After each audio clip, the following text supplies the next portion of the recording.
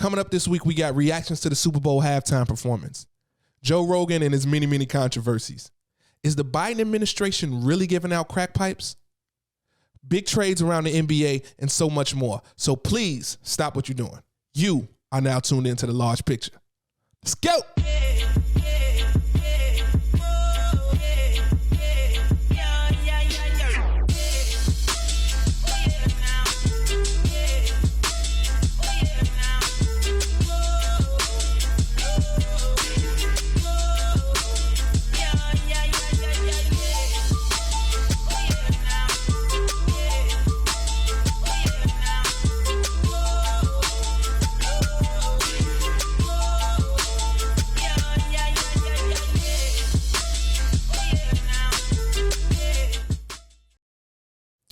Thank you for tuning in to The Large Picture with Javon Berry. Please give yourself a round of applause.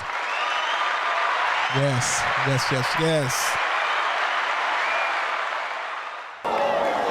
But I'm just trying to give you the large picture. Real quick before we start the next episode, I just want to tell all y'all I love and appreciate all of you guys for tuning in to that first episode.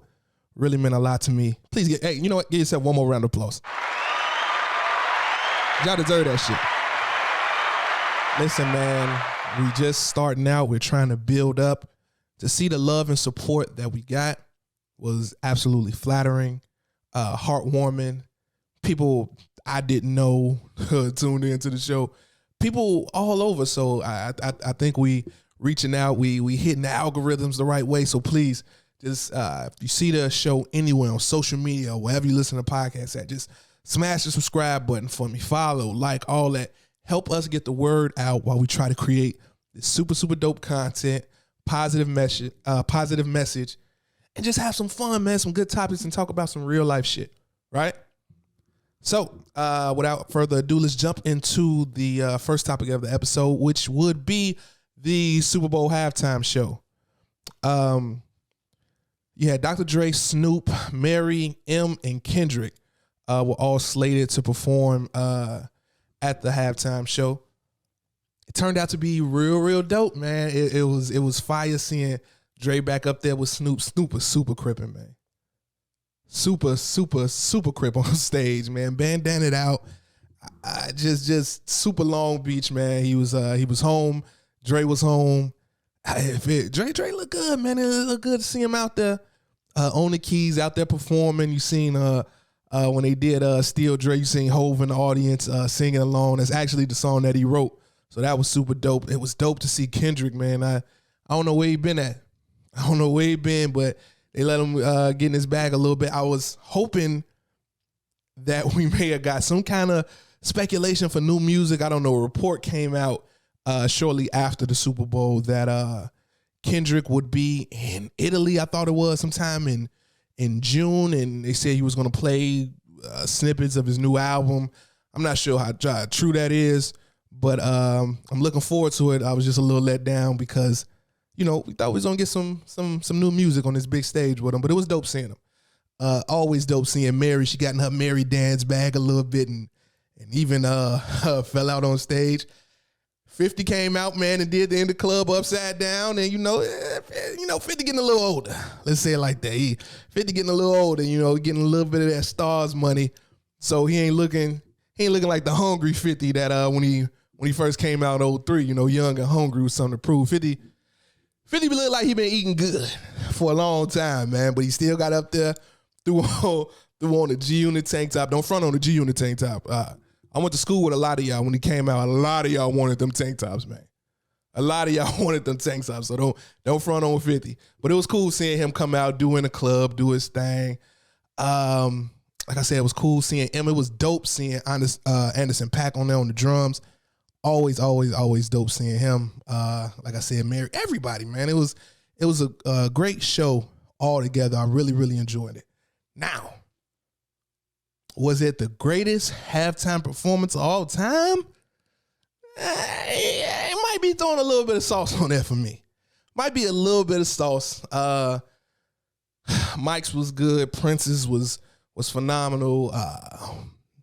Beyonce got up there a couple times and did a thing, especially when when she pissed everybody off with the police statements and all that. But she got out there, Bruno Mars did his thing. I don't know. But it was a really, really, really dope halftime show. Better than last year, whatever. But it was extremely dope. It was good to see everybody doing their thing. It was like a reunion of sorts.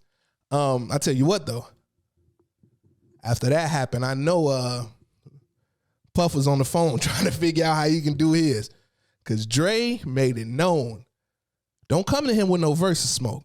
You see, he was letting. Oh, you know, another thing that got me too, man. I thought we was gonna see a Tupac hologram. We ain't see no Tupac hologram. I thought Pac was gonna pop up, especially when Dre started playing the keys to I Ain't Mad At You. I'm like, oh, here come the hologram. It's about to go down. But no hologram Tupac, but it's cool. But Puff had to watch that and rock out like the rest of us, right? I know he's having a good time, but he had to rock out like the rest of us. I know in his mind when he was thinking, yo, somebody got to design a Super Bowl halftime for me and all the people I helped put on. Because, you know, it ain't only Dre. So, I don't know, man. Maybe if you get the Super Bowl in New York sometime soon, we might be able to see that, because I would love to see that. Puff put on, you know, Puff can bring back Mary. Who else could Puff? Puff can bring so many, man. You might get a Biggie hologram. You don't know, man. It's so much from that Puffy tree, from that Bad Boy tree. You get a lot of R&B, getting the 112 bag. You know, it's a lot. I would love to see it. So hopefully sometime in the future we can get that. But yeah, overall, man, it was a super dope performance. Great to see. Dre did his thing. They said Hov got a lot to do with it, with the partnership that they got with the NFL, orchestrating that. We'll see how that continues to go along too. And I know the NFL has, at least said they allocated funds to black communities to help out. So we're going to see how this partnership goes and how it advances, advances black people and people of color in the NFL and worldwide. But, you know, super dope halftime show. I enjoyed it. Like I said, I don't know if it's the greatest of all time, but it was pretty fire. Dope thing on Black History Month to see. And like I said, I enjoyed it. Moving on to other things, I wanted to touch on something that was in the news cycle last week, this week. It really caught my ear, and I wanted to have a discussion, right? So some of you know, or many of you know, superstar podcaster Joe Rogan has came under fire recently when some resurfaced clips, a montage of him using the N-word, hit the internet, made his way around social media. First hearing these clips, you know, it obviously didn't sit right with me, but I think it somehow leads to a deeper discussion that we probably need to have. We're probably long overdue in having. And to get to that discussion, I think that it is important to play the clips that led to the backlash that we're hearing from Joe Rogan. Now, my apologies if this offends anyone, especially, you know, some of the older viewers, but I think it's necessary to play and we can have a discussion about it. So we're going to jump into the montage clips. Here is Joe Rogan. Nigger. You've already said nigger. D is just like nigger. Saying nigger. She's calling you a nigger. It's like this boy that he's a nigger, but starts calling them niggers. Word nigger. There should be a word like nigger, especially like word nigger. That's our nigger. About niggers. He says nigger. Guy, a nigger. And there are niggers. Start saying nigger. Allowed to use the word nigger. Out the word nigger. See nigger. Word nigger. Say nigger, and he couldn't say nigger. And most nigger. Nigger.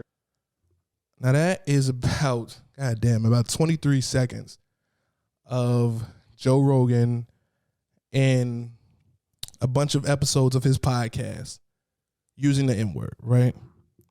This caused a lot of backlash, necessarily so. Well, I'm not even gonna say a lot of backlash because this happened and it got discussed briefly, And Joe ain't suffered no repercussions because of it. It's odd. You would think you would think it would be more. I don't even know what to say, because you would think in a perfect world, right? Something like this comes out, and Joe did do an apology. We'll get into that in a second. But something like this comes out, even if you apologize, you think there would be some kind of repercussions, right? Some kind of consequence for that action. His employer acknowledged to the employees, his employer Spotify, acknowledged to their employees that this was wrong. First, you had to let him know he in no way represents the views of the company, right? He in no way represents the views of the company. Just fine. But then they let him know that it was wrong. But they don't think canceling, quote unquote, canceling Joe Rogan is the answer. And maybe that's not the answer. But you would think it would be some kind of something, right? The man was all over the clips, using the word freely. Nothing. So much so, and I think that leads to a deeper conversation of how much value Joe Rogan brings Spotify. Because his reported contract, we never know the figures, is at $100 million. You don't know if that's $100 million for the term of the contract or $100 million for a year. $100 million a year. We're not sure. But Joe must bring immense value to Spotify because of this situation. Spotify pledges $100 million to help underserved minorities and people of color get into media, get into podcasting. $100 million. Reportedly what you're paying him. So you have the money to pay him 9 figures and you donate 9 figures. How much is this man making you? Because if you're pledging $100 million, you had all kind of meetings. Big executives got to sign off. 3, 4, 5, 6 people probably got to sign off on that type of money, right? You got to know that it's a good idea. Didn't cost. How much is he bringing you? And once you figure out what that is, because if you know like how podcasting works a bit, if you understand the game, if you know like the value a podcast can bring in, clicks per minute, advertising, revenue shares, whatever, and you kind of get a rough estimate on what Joe Rogan gets for listenership and viewership. This rumors like it's like 11 million people a day. It's bizarre. It's crazy, right?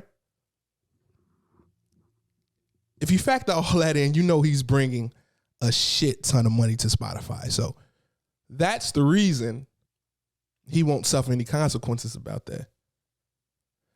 And that's the difference between him and Whoopi Goldberg's situation, right? If you watch The View, Whoopi Goldberg was just suspended for 2 weeks without pay for a comment she made relating to the Holocaust and saying that it's not about race. Now, Whoopi was wrong. She misspoke. She apologized immediately after, gave a real apology immediately after, got defense. I believe was it from the Jewish Defense League? Someone prominent from the Jewish community even backed up Whoopi, defended her, because Whoopi has been an ally for the Jewish community for years. She even gave herself a Jewish stage name, Goldberg. Right? So she's still in this situation. She said something that was wrong. She misspoke. But it just feels like at least that community, the Jewish community, is so, like, they don't play about the Holocaust, and they shouldn't. Don't misspeak about it. Don't rewrite history about it. Because, if you know your history, that's how the whole thing started in the first place, right? Misinformation. And we're going to talk about why misinformation is so dangerous this episode, by the way, too. But misinformation, rumors about Jewish people, calling them evil, all kind of, all the stereotypes and stuff like that. Jews are greedy and evil and all that propaganda like this was spread that led to the Holocaust. So I understand why they're sensitive about this shit. They should be. Sometimes it feels like we're not on top of ours like we should be.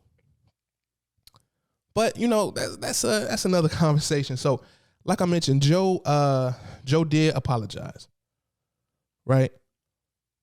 I'm gonna play a bit of that apology, and we can have a conversation about it. Give me 1 second. I'm gonna get this geared up. We'll have a conversation about it. Hello, friend. While I get this up, and we'll see what we feel overall. Is it an acceptable apology?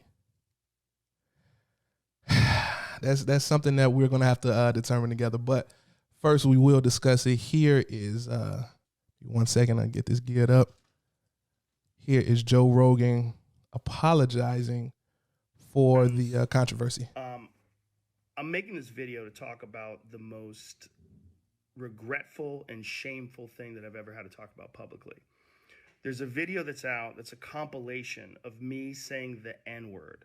It's a video that's made of clips taken out of context of me of 12 years of conversations on my podcast, and it's all smushed together, and it looks fucking horrible, even to me. Now, I know that to most people, there's no context where a white person is ever allowed to say that word, never mind publicly on a podcast. I'm just going to stop it here at one point. I just wanted to emphasize Joe stating that as a white person, there's no context for them saying the N-word. There's no context for a white person to say the N-word, right? Let's keep going. And I agree with that now. I haven't said it in years, but for a long time, when I would bring that word up, like if it would come up in conversation, instead of saying the N-word, I would just say the word. I thought as long as it was in context, people would understand. See, that's the first problem I have with this situation. He just told me as a white man, and he agrees with it now, like he didn't agree with it back then, but he agrees with it now, that there is no context for a white man to say the word, as he proceeds to give context to saying the word. Let's keep listening. Understand what I was doing. Like that context was part of the clip we were talking about Red Fox, how Red Fox said that word on television in the 1970s, and how times have changed so much since then. Or about how Richard Pryor used it as one of the titles of one of his albums. Or I was quoting a Lenny Bruce bit, or I was quoting a Paul Mooney bit, or I was talking about how Quentin Tarantino used it repeatedly in Pulp Fiction, or I was talking about how a Netflix executive, ironically, used it because he was trying to compare it to another offensive word, and he said it out loud, and they fired him. Joe just keeps continuing to give context. It's just very bizarre. Not a real apology. He says, I understand that now, but not a real apology saying, yo, I fucked up. Like, that's it. That's all you need to say. I made a mistake. I shouldn't have said the shit. The shit was in the past. People grow and evolve. Listen, man, and it's not even like caping for him, but we all probably done said shit in the past that we shouldn't have said, right? If you apologize for the shit come up, you apologize for it and you're sincere, that'd be it. Joe is further explaining why he used to say it. Listen. Not calling anybody or just saying the word out loud.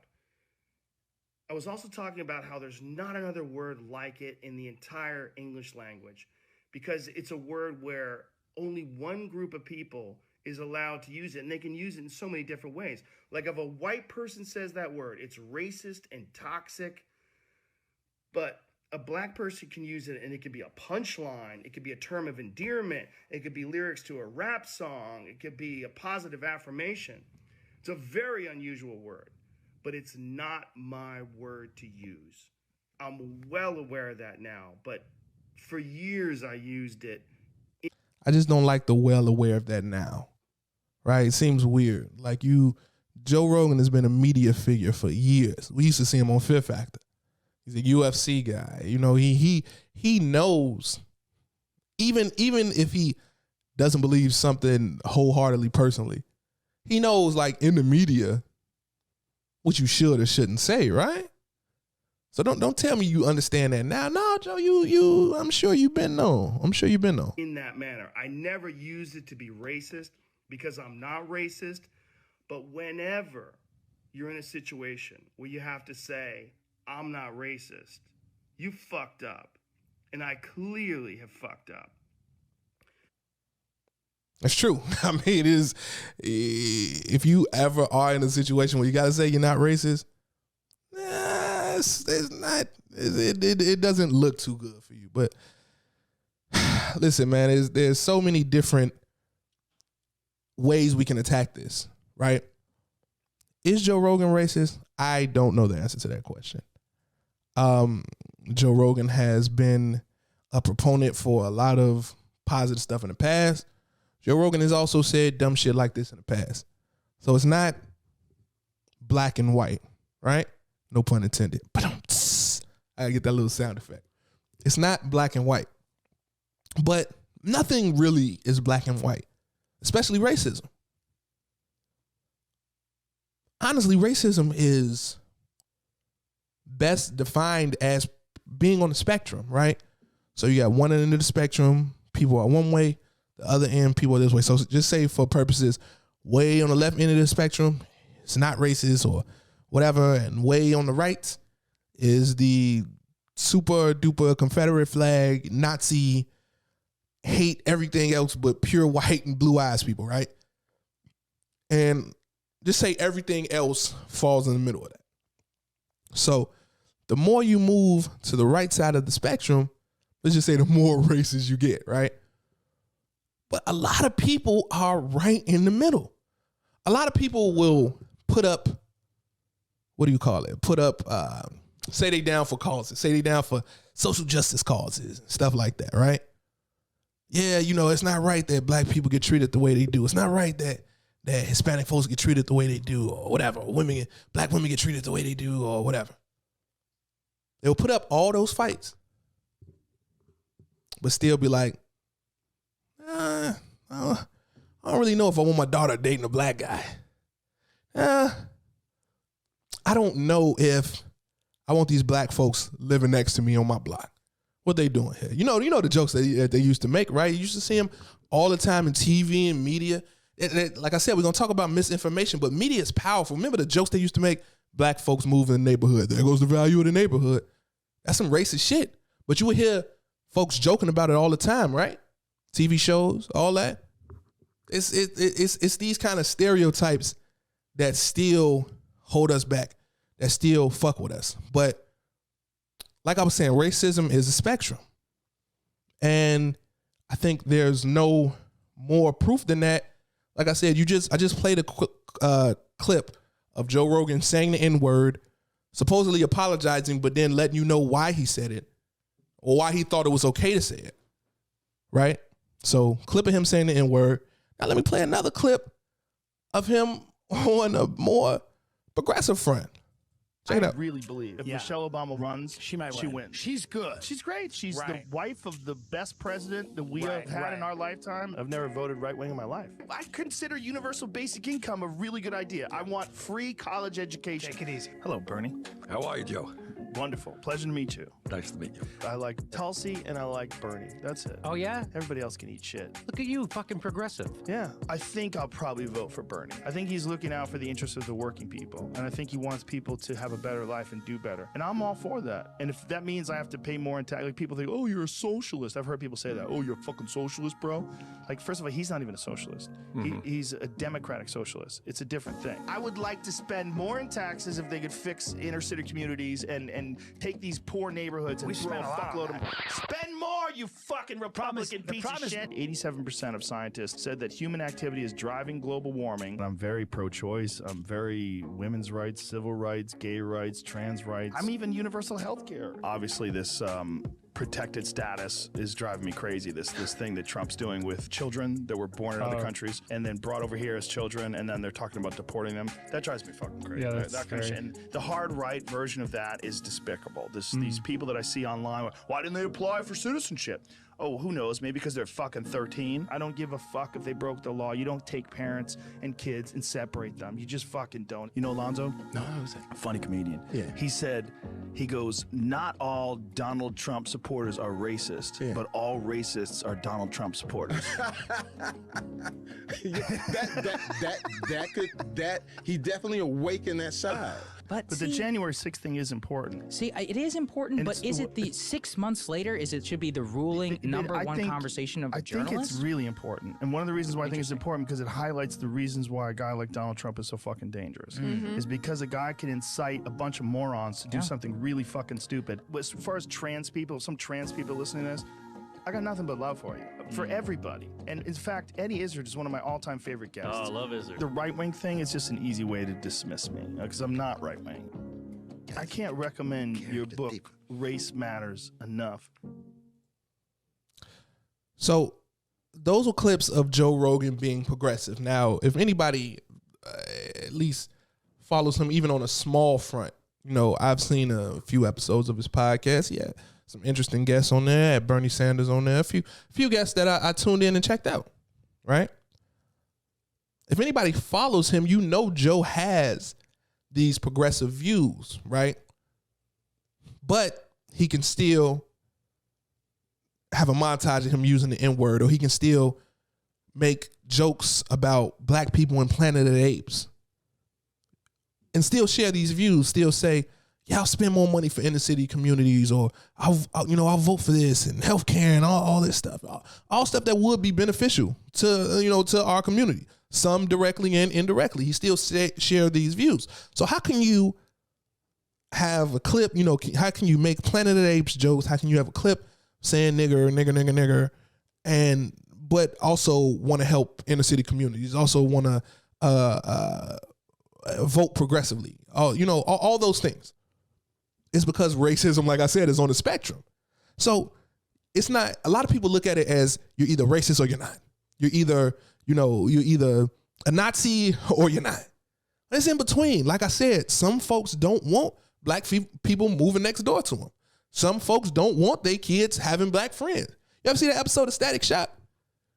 I don't know how many 90s OGs we got in here, but Static Shock was one of our great superhero cartoons coming up.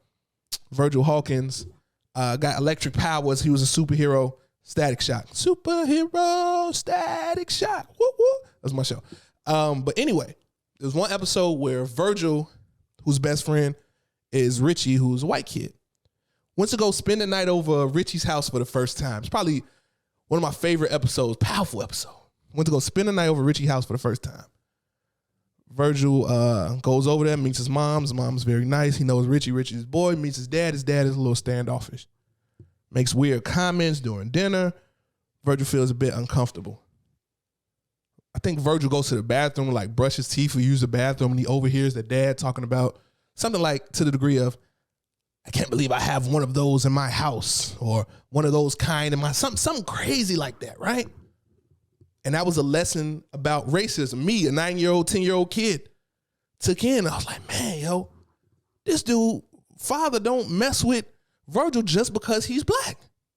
Upset Richie. Richie didn't want to tell you, get out of here, dad. He upset Richie, and rightfully so. He didn't want to fuck with his daddy after that. He ain't with that racist shit.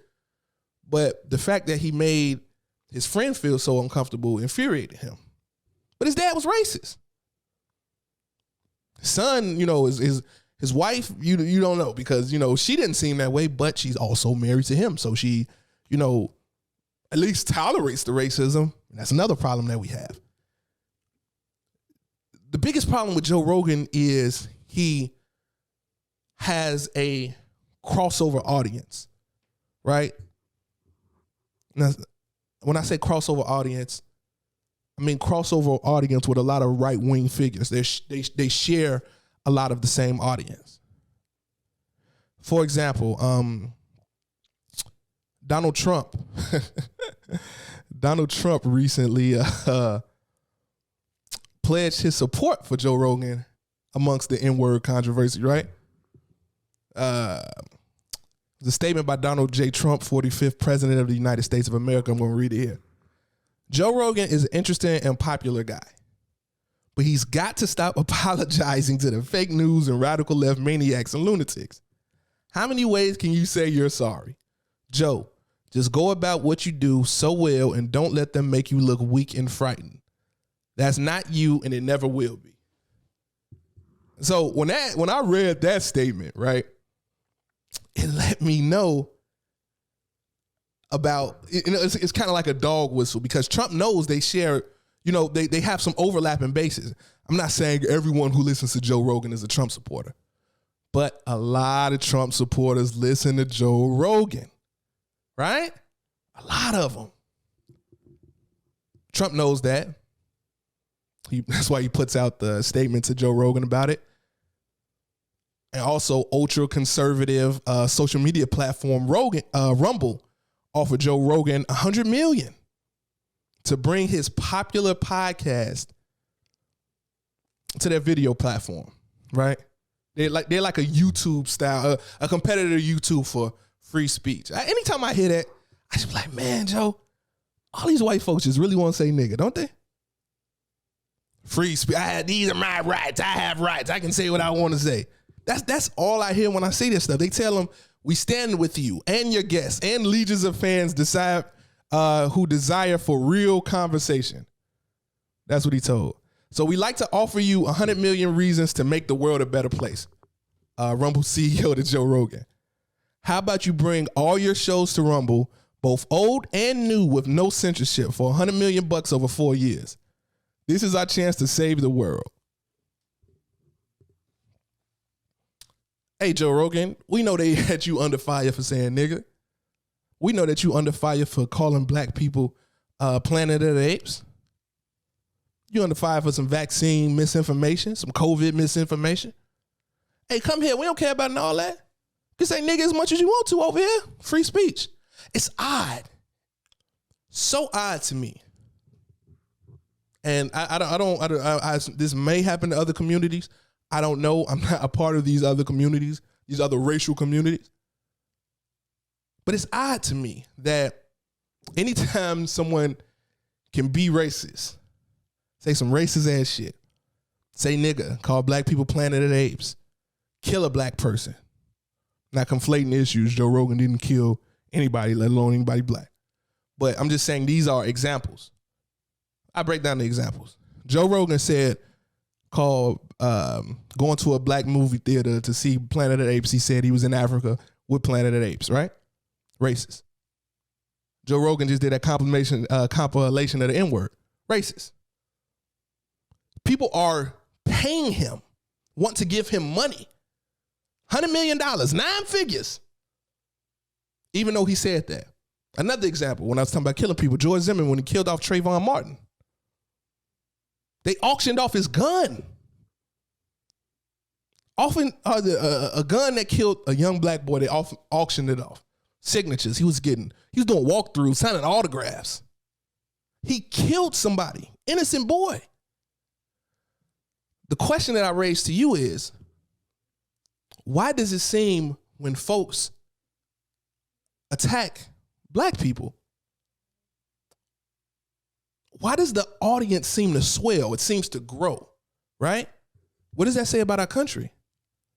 Why can you go on your platform and say nigga a bunch of times as a white man, and your audience grows? You get offered $100 million. Why can George Zimmerman kill an innocent boy in blood and auction off the murder weapon as a moment? Like it's a piece of history. I own the gun that killed Trayvon Martin. Isn't that bizarre? Do you know any other groups this happens to? I'm not sure. If you do, tell me in the comments. I don't know. But it's very bizarre. Very, very bizarre that it happens. And like I said, Trump knowing his overlapping base is kind of like a dog whistle. Because a lot of those militia groups listen to Rogan. A lot of the Proud Boys and all of them listen to Rogan. So he makes his statement showing his support. Kind of like trying to make him the guy, right? Because a lot of misinformation has been spread on that platform. Whether you want to get into specific, whatever. We know misinformation has been spread on that platform. And that is like what Trump is the king of doing, spreading misinformation, right? Speaking of misinformation, something else that we need to discuss. Recently, a report came out that the Biden administration had allocated $30 million. These are some of the headlines. The Biden administration allocated $30 million to spend on crack pipes, right? So I first seen that, and I thought to myself, something's off. That doesn't seem weird to anybody. Something got to be off. Why would the Biden administration give money for crack pipes? Isn't that weird? It's kind of strange, right? So I started researching it and got to the bottom of it. First thing I want to say is that headline, those stories that you're seeing, even with people in the media talking about it, because apparently nobody read it, completely not true. Completely not true. I have the information right here in front of me. I'm going to read from it. Here is a quote from USA Today on the claim that the Biden administration will spend $30 million on crack pipe. A federal grant program aimed at reducing both health risks associated with drug use has become the subject of misinformation online, with social media users and some Republican politicians accusing the White House of distributing free crack pipes to Americans. The confusion stems from a February 7th article published by the Washington Free Beacon, citing an anonymous spokesperson from the Department of Health and Human Services. The conservative news outlet wrote that the program backed by the Biden administration will provide pipes for users to smoke crack cocaine, crystal methamphetamine, and any illicit substance. So an anonymous source talked to a conservative website, said crack pipes and other things, and Republicans jumped on it. For example, Senator Marco Rubio wrote on February 8th, President Joe Biden is sending free meth and crack pipes to minority communities in the name of racial equality. Never happened. Never was in a report. Who the fuck mentioned the pipes? You can go read it. This is public information. Never happened. I'm gonna tell you exactly what's going on. It's the midterms, 2022. This is, when we vote for the Senate. This is when we vote for judges. It's coming up. The election right before the next presidential election to determine who has the power in the country. They're using this time to attack the current administration and paint them as incompetent by saying they're spending $30 million in crack pipes. And one of the reasons that I wanted to bring this up is to explain, or at least to discuss how dangerous misinformation can be, right? Because I've seen a lot of people on my friends list sharing this. Folks are sharing memes. Man, we can't get no next stimulus, but don't worry, we got crack pipes. Man, Biden can't give us this, but he sure giving us crack pipes. Never happened. Never was said. It just wasn't in. It just wasn't there. But I think when this happens, especially like from these conservative outlets, a lot of them prey on the fact that folks is not going to read this. A lot of them prey on the fact that you're only going to read the headline and share it on social media. It's free advertising. You can make up some shit, or you can twist the words of an article to say, oh, it's just been misinterpreted. And you can flat out lie and influence people. This is how you influence elections. This is what they said that Russia was doing in 2016 to influence the election. Right? It's so dangerous that so many people were sharing this stuff. And it gets around so quickly on social media. Hey, y'all remember when COVID first happened and they were saying it was like 5G towers that was causing COVID? Stay away from the 5G. Oh man, stay away from your cell phone. It's going to give you COVID. Remember, Carrie Hilson was even posting about it. A lot of y'all on social media, man, ain't messing with no 5G. They say it's giving folks COVID. Who is they? Y'all rarely fact check. A quick Google search would have told you this crack pipe shit was false. The hell? Now what they did say was they were using the money for quote unquote safe smoking kits.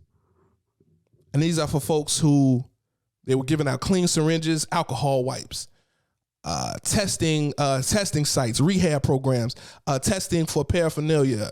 The big thing that's going around now that's really killing people in the street is fentanyl. They're setting up fentanyl testing strips. So if you're going to use it, you can at least test the quality of it. This is not foreign stuff, ladies and gentlemen. If you know someone who's been really strung out on drugs, I don't even want to use the term strung out, but just really addicted to drugs. Say addicted to heroin, right? Heroin. Some of those rehab facilities, depending on how bad your addiction is, they'll give you synthetic heroin to help you deal with withdrawals. Right? These programs are here to help people because there was a boom in overdoses during the pandemic. Folks couldn't go nowhere. Depression was on the rise. We were locked in the house trying to protect ourselves from this crazy ass fucking virus. And overdoses shot up. Over 100,000 people a year. And the administration put together a program to help with that. And man, these folks out here strung out on drugs. We gotta do something. These people are addicted to drugs. I gotta stop saying strung out. These people are addicted. And we should do something to help them. This is a positive. And because it's an election year, an election cycle, the other side is trying to turn it into a negative. Never once were pipes mentioned in this report. I just want to reiterate that. Absolutely unequivocally false. But major news outlets ran with this like it was law. I seen Fox News. I seen Tucker Carlson get up there and post headlines with, what's her face, Candace Owens about it. And they literally debate back and forth over something that never even happened. Never was in the report. I want to reiterate, man, in the article, no federal funding will be used directly or through subsequent reimbursement of grantees to put pipes in safe smoking kits. That's a fact. The original 75-page grant proposal from the Substance Abuse and Mental Health Services Administration, which is housed in the Department of Health and Human Services, does not mention crack pipes. Does not mention crack pipes. Does not. But somehow, we talking about crack pipes. That shit's kind of racist too, by the way, because there are more. So people, these politicians associate crack with black people, right? But there are more non-black addicts than there are black addicts. There are more white addicts than there are black addicts, with the drug of choice being methamphetamines. You smoke methamphetamines with a pipe. Why isn't the headline Biden is giving out meth pipes? Because it's not sexy. Not even meth and crack. Why is that not the headline? All you seen was crack pipes. That's some racist ass shit, man. You understand what I'm saying? I mean, are y'all really feeling what I'm saying? It's wild. But that is some racist ass shit. So, like I mentioned before, you got Tucker Carlson on Fox News had a whole segment about it. Discussing why the Biden administration is sending out crack pipes to black folks. And when I tell you it never even happened, it let me pull up the recording and pull up the video. And you know how we do. We can discuss it together as a family. Here is Tucker Carlson Fox's top anchor discussing the Biden administration. Here we go. Promoted equity agenda. That's the government-wide effort to improve the lives of African Americans. You may recall that on his first day in office more than a year ago, the new president explained that equity will require determination and creativity. And this week, he proved that's true. Joe Biden's latest idea is to pay black people to smoke more crack. Going forward, I just want to pause there right there.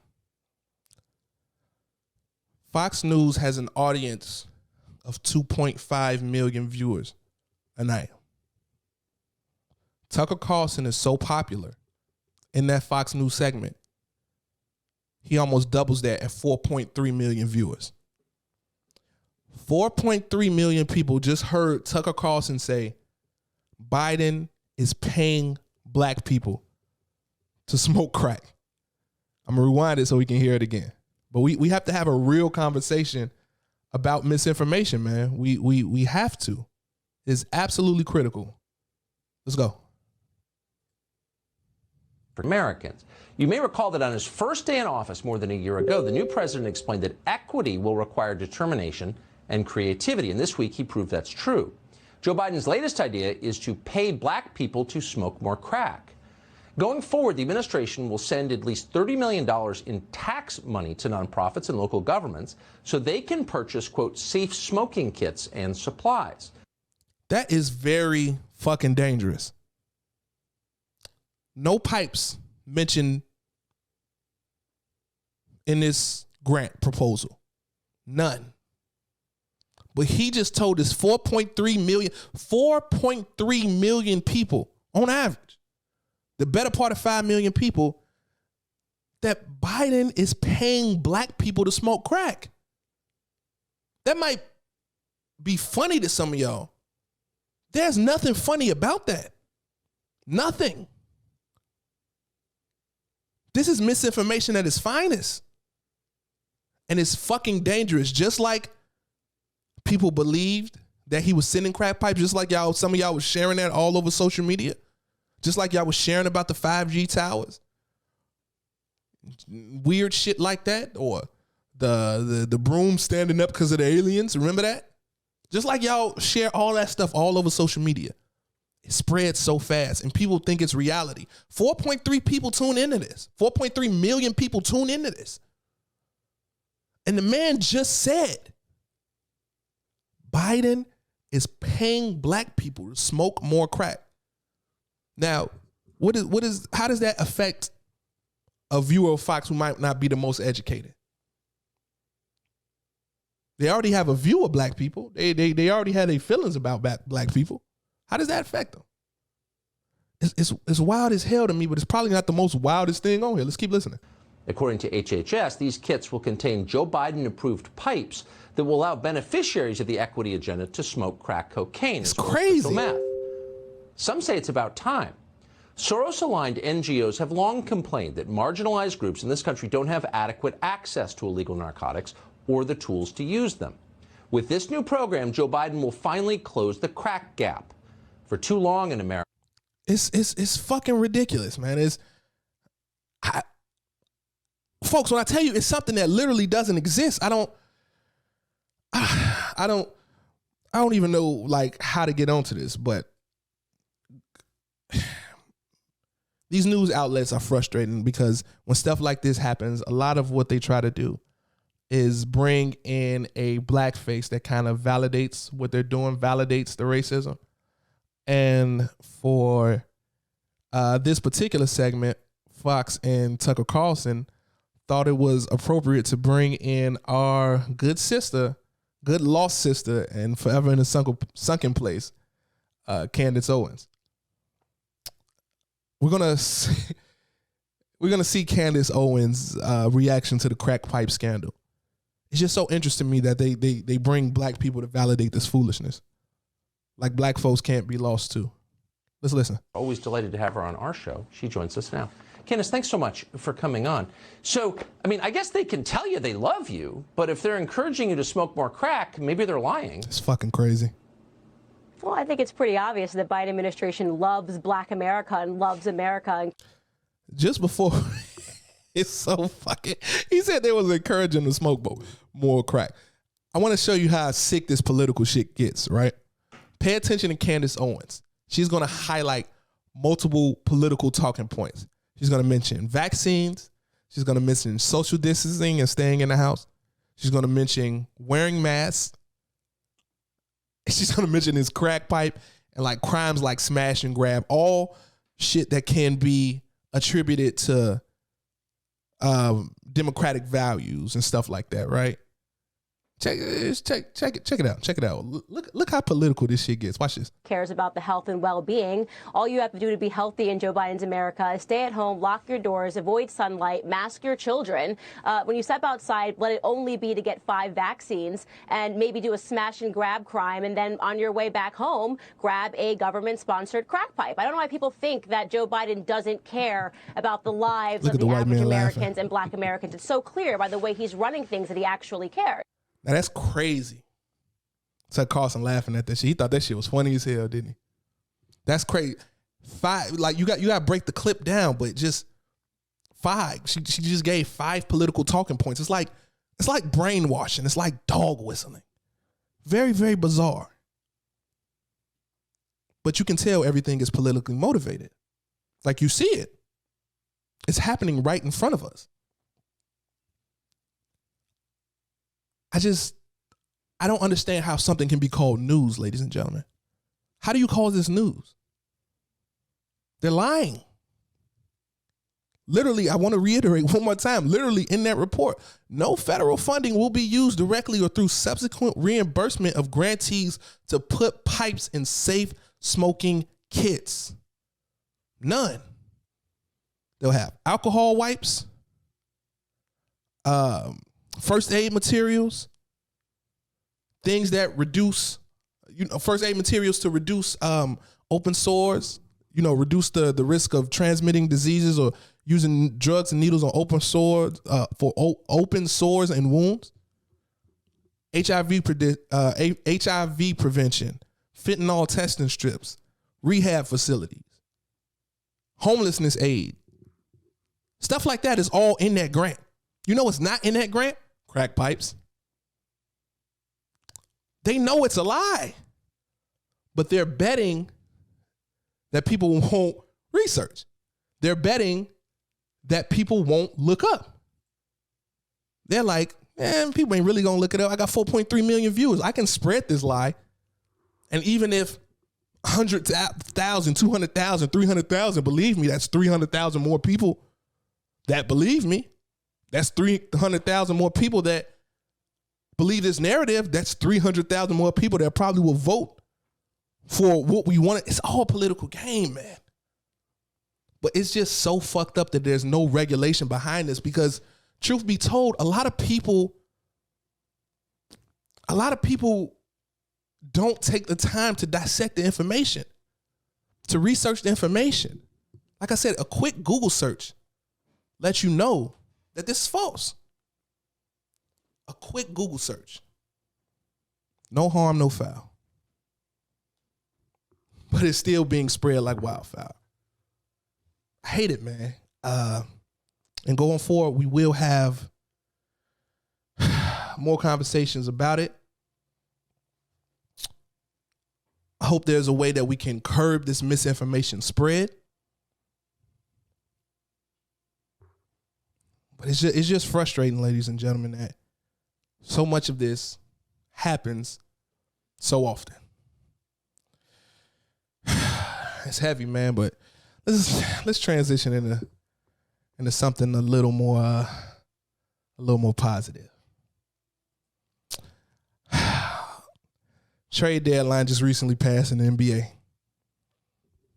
4 days ago. Big trade took place. Oh, y'all know what I'm talking about. Big trade took place. James Harden, Ben Simmons. The trade went as follows. I believe it was James Harden and Paul Millsap to the Philadelphia 76ers for Ben Simmons, Andre Drummond, Seth Curry, 2 first-round picks. First thing I want to do is give a round of applause for getting this done. Beautiful job on both sides. Beautiful job on both sides getting this done. That's first and foremost. I'm about to get my bag a little bit. First and foremost, beautiful job getting this done on both sides. Now, let's talk about Brooklyn first. Ladies and gentlemen, I believe Brooklyn may have gotten better. Not impossible to say, right? Brooklyn with acquiring Ben Simmons, acquiring Andre Drummond, acquiring Seth Curry, addressed their 3 biggest shortcomings, their 3 biggest pitfalls. Defense, shooting, rebounding. Defense, shooting, rebounding. Ben Simmons is a defensive player of the year candidate, perennial all-NBA defender. Phenomenal. For all his shortcomings, one thing he can do is defend. He's elite defensive player in this league, and you always need an elite wing. So many guard players, so many forwards that are elite scorers these days. You can always use an elite wing defender. Probably now more than ever, right? That's how you're going to stop all this. You see guys shooting all over the place, scoring from all over the place. Elite wing defenders are at a premium. That's something that Brooklyn lacked. They got better defensively, right? You would say James Harden Ben Simmons is an upgrade defensively over James Harden, right?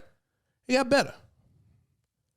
They lack shooting, especially with Joe Harris out. Hey, Joe Harris was that piece that he was supposed to, hey, when Kyrie is getting doubled or when KD is getting doubled or when James is getting doubled, guess who's wide open? One of the best shooters in the league, Joe Harris. One of the prettiest jumpers in the league, by the way. Elite shooter, 3-point champion, one of the prettiest jumpers. It's like him, Book, and Clay, top 3 prettiest jumpers you're going to see. Y'all debate it amongst yourselves who you think has the best one. But Joe Harris let it go. He's injured right now. You need his shooting. Go get Seth Curry. What he's like, career 42, 43? Something sick from behind the arc. He's a shooter. Shoot. He's bred to shoot. That's Dale Curry's son. You seen what his other boy do. Steph, greatest shooter of all time. Seth might have a higher career 3-point percentage than Steph. Seth is a phenomenal shooter. Phenomenal. Answers that problem for you, answers the shooting problem, maybe it opens up more space for you. So you got defense covered. You got shooting covered. You lacked size and rebounding. KD played a lot of minutes at center, and KD can get busy. He's versatile. But them big bodies, you don't want to wear out your best player bruising down low with the big bodies. Lakers, we'll talk about y'all another time. But you don't want to wear out your best player bruising down low with the big bodies. Unless he's a big. You know what I mean? He's a wing guy. You know, get a little versatile, but I don't need KD banging with Giannis or Embiid. Give me some side, right? Go get Andre Drummond. He's been doing a phenomenal job backing up Embiid, and he needs to prove himself. You know what I mean? He took a super pay cut to get over there. He needs to prove himself. You lacking rebounding? Get one of the Drummond like one of the arguably one of the best rebounders of this generation. How many 26 rebound games this man had? Sick. Walking double-double. He will anchor the paint for you. So they acknowledge their 3 biggest shortcomings. That ain't another shortcoming they have is coaching. They didn't acknowledge that, but Steve Nash learning on the fly. They say leadership is another shortcoming. We'll see how that goes. You know, you bring in Seth, bring in Drum. Guys got, a little vet experience and good locker room culture guys, I would assume. So it's interesting to see how this is going to work, man. Ben Simmons can hide that shooting issue that he has now. He can hide it. You don't need it. You got Kyrie, you got KD, you got Seth. I can just set folks up. Ben Simmons can be Draymond Green. And Draymond Green, you know, not the best shooter. He's, I think at his best, he was only shooting like 30, 31% behind the arc. It wasn't nothing crazy. But he's an elite defender and an elite playmaker. Two things that Ben Simmons is. Elite defensively, elite playmaker. You seen that boy in transition. He's going to find the right pass. Give him 10 seconds coming up the court. He's going to make the right play. He's LeBron-esque in that way. You ever see guys like that? You know, y'all see LaMelo. Y'all like LaMelo, right? You see he just, even though he's young, the court vision just seems to be that he always makes the right play. That's Ben Simmons when he's not lacking the confidence. That's him. He's making the right play. And don't see him in transition. He's coming downhill and he will dunk it on you. He will boom it on you. That's Ben Simmons. He gets to be in that Draymond Green role now. Phenomenal. Phenomenal for him. I love it. For Ben, I love it. So the Nets do have a lot to figure out.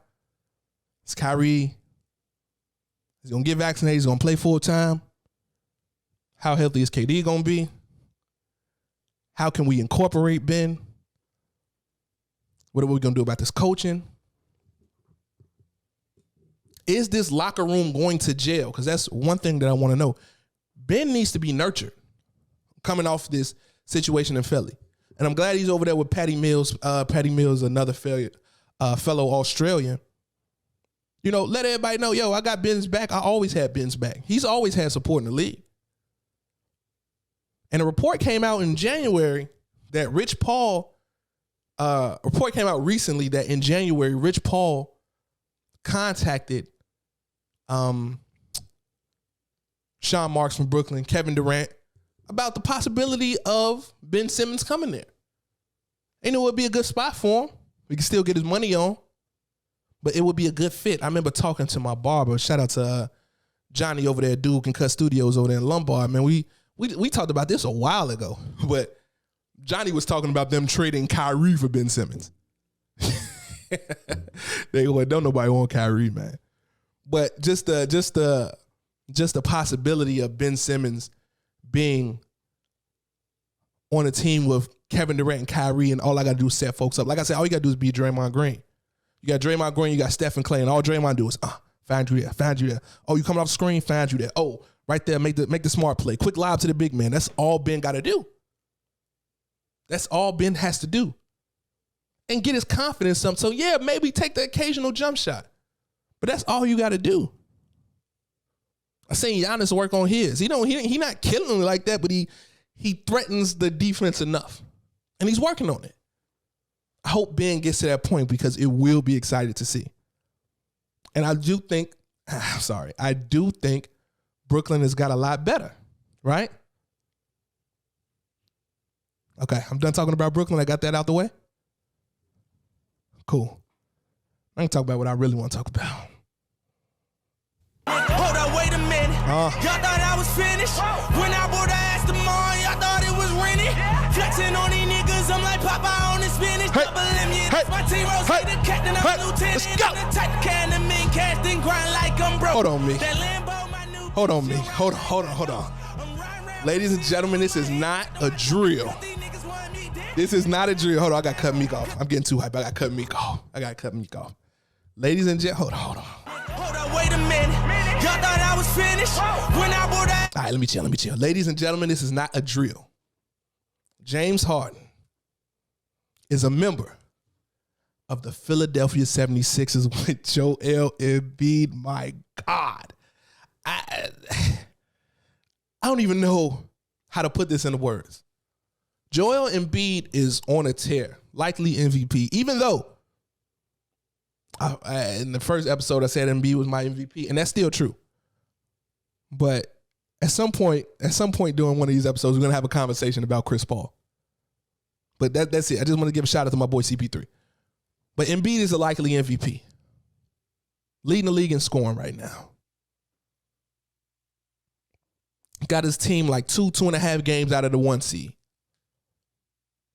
And he trades Ben Simmons, who has not been playing all season, for a guard like James Harden. Have y'all seen these pictures of Harden in practice with Simmons? The man looks ecstatic. What a relief, right? I know a lot of people are upset that James pushed his way out of Brooklyn. Not me. Not me. I've been calling this for months.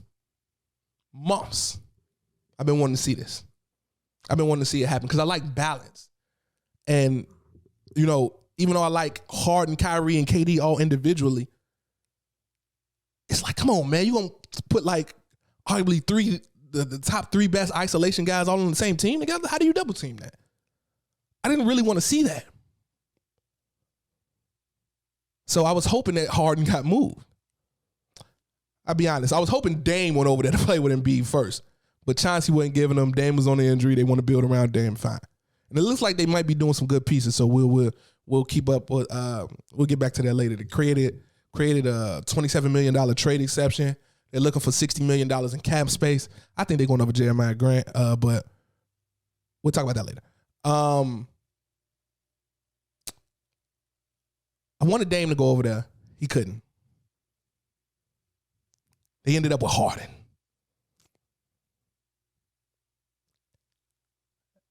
I'm trying to imagine what this offense is going to look like with these two guys. The pick and roll is going to be ridiculous. You've seen what Harden does with other centers, right? You've seen what he did Clint Capella. Clint Capella got $100 million off playing with James Harden in Houston. Catching lobs and rebounding. What Harden going to do with somebody this skilled as Joel Embiid? I never seen a big man with footwork like this. No disrespect to Hakeem. I'm sorry. That's it. I apologize for that. But that's it. As far as footwork, Kevin McHale had good footwork, not like this. Embiid out here trying to, taking and hitting Kobe fadeaways. Putting people on the block and up and under. Dwight Howard if Dwight Howard had this footwork, he might be the greatest center of all time. That's who Dwight Howard, that's who everybody wanted Dwight Howard to be. And no disrespect to Dwight. Dwight's a phenomenal player. But offensively, he's not Joel Embiid. And Joel Embiid is also the man defensively. Anchoring his defense. So you bring a talent like Harden and pair him with a talent like Embiid. I want to see how this gel, man, but this might be looking like Bombers championship, baby. I don't know. We got some looking to do, but hold up, wait a minute. Y'all thought I was finished. When I bought the ass tomorrow, y'all thought it was rented. Boy, it's going down in Philly right now. You hear me? I'm lieutenant, I'm the type can of men casting grind like I'm broke. We shutting this down, man. It's going down in Philly right now. Harden, Embiid in the beard. Let me know where y'all got them at. Do you think they run in the East? Do you think Brooklyn is still the problem? You think Brooklyn gonna figure it out? You got Milwaukee, you got Chicago, so many good teams. Hey, Celtics on the 8-game winning streak, looking like they figuring it out. Them young boys, Tatum and Brown over there figuring it out, right? Marcus Smart, we see you. What's up? What's the coach name? Udoka? Nia Long, man.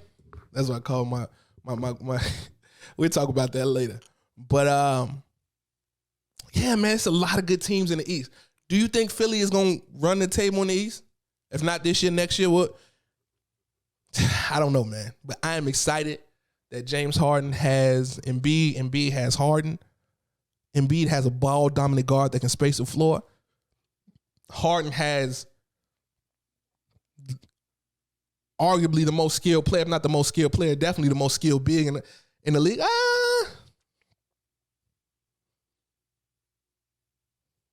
Jokic pretty skilled. He's in that conversation. Top 3 skilled player in the league, though. I give him that. Harden never had nothing like that at that position. Embiid never had nothing like Harden at this position. Coached by Doc Rivers. They seem like they got a team a culture, a system. Doc's good at that for instating a culture, getting it together. So I hope this message beautifully because I just want to see good basketball. I think March 10th, Brooklyn and Philly play each other. I hope Ben healthy. I hope it's an away game so Kyrie can play. If he's not vaccinated, I hope KD healthy. I hope everybody's healthy. Them the games I like, regardless of who wins. I just want to see a good game. Because with them two teams, I ain't got no horse in the race. Like I said, Embiid's my guy, Harden's my guy. Would I be upset if they won this shit? No. I ain't got no real horse in the race. But it'll be extremely dope to see, right? Extremely dope to see. Harden and Embiid together, man. I know, like I said, I know folks are upset that Harden pushed his way out. And maybe rightfully so. But the one question that I think we do need to ask is why? Why did he leave? Why didn't he believe a situation with Kevin Durant and Kyrie Irving? Why didn't he believe that was the best situation for him? Because that's talent off the charts. You throwing Harden in there, that's talent off the charts. We'll figure it out, right?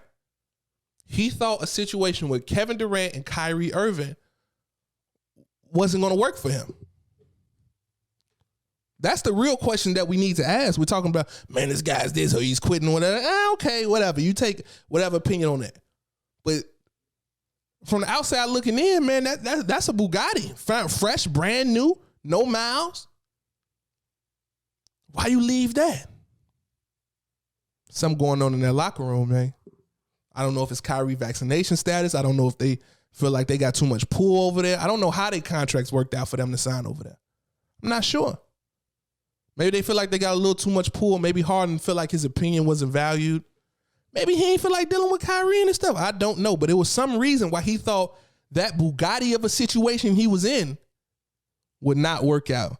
Let's keep our eyes peeled and see how that goes over the season. I think that's it for this week, folks. Thank you for tuning in to the Large Picture with Javon Berry. Please remember to subscribe, share, like, everywhere, all platforms. See you again next week. Thank you for tuning in. Always peace and love.